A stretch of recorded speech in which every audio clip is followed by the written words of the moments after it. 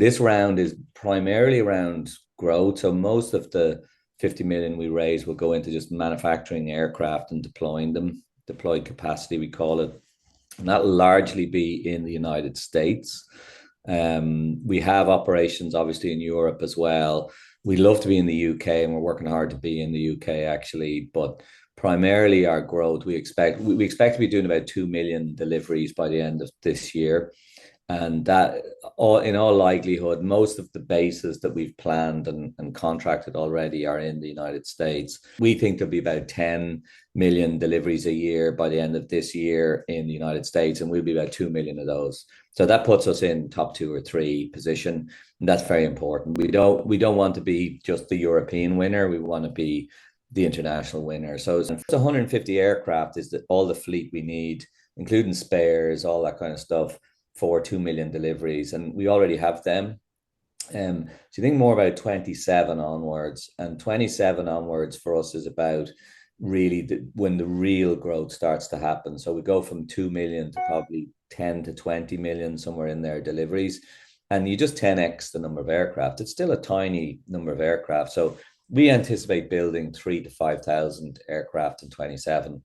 And, today, I would say peak capacity, we would be able to build somewhere between 5 and 10 aircraft a week with our current manufacturing output.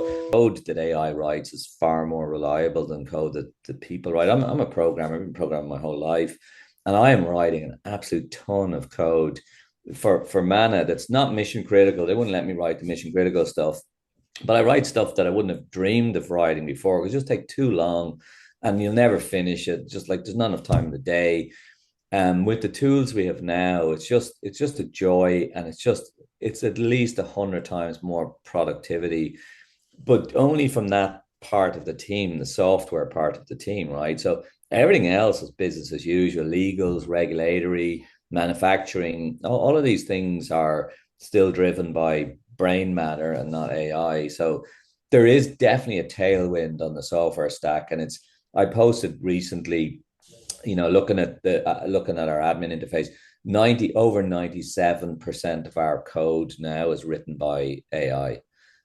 That's a pretty staggering number. And the 3% that's not will never be. That's C code that runs on the aircraft. It's about flight control and safety critical stuff, the parachute detonator code, that kind of stuff, which you wouldn't let AI anything anywhere near.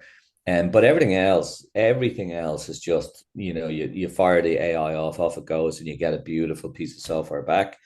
So that's reduced our cost, but we've banked that and just produce a lot more and go a lot faster. That's kind of the way to think about it. Anyone that says they wouldn't do a deal is not being honest. Of course, we would talk to anyone, and you're always open to a deal. But in our position right now is we're independent. We're very well backed. We have very strong investors in the company. We have the Irish Sovereign Wealth Fund. We have ARK Invest, Cathy Wood's fund. We have some really credible, big, deep-pocketed investors, and we have a lot of ambition.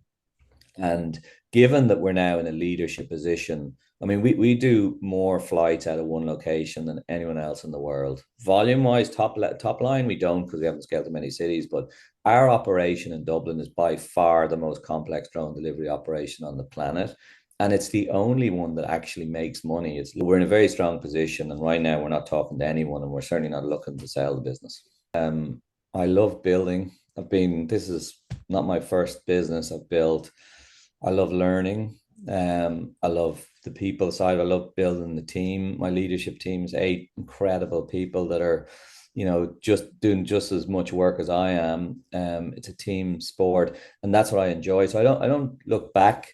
I look forward. And I don't look at myself. I ignore it. I don't look in the mirror anymore, obviously, because I'm 57. When you get product delivered by drone, it takes 3 minutes to get to your house from when it takes off. So it's hot, and the ice cream hasn't melted. It's reliable. You always know when it's going to be there. That's actually, we're just fixing a broken way to deliver goods in the last mile. And so, I mean, I don't have drone delivery in my house in Rathfarnham, and I can't wait to get it. And I know it's part of because I'm proud and I want to get it. I want all my friends, my family to get it too. But the other part of it is the reason I started this business is you couldn't get a reliable delivery in the suburbs of Dublin on the weekends, or if it was raining or the weather was bad. It's just impossible. You'd be waiting an hour for your fish and chips. So like I wouldn't eat fish and chips after an hour, no way. But I know that once we roll out our service to where I live, I'll be getting me coffee, I'll be getting me hardware store, my bookstore, my butchers, my groceries, everything by drone because it's just so much better way to get things. And we're only charging €2 for delivery. So why on earth would you wait for a driver to bring your products to you when you can get it the other way?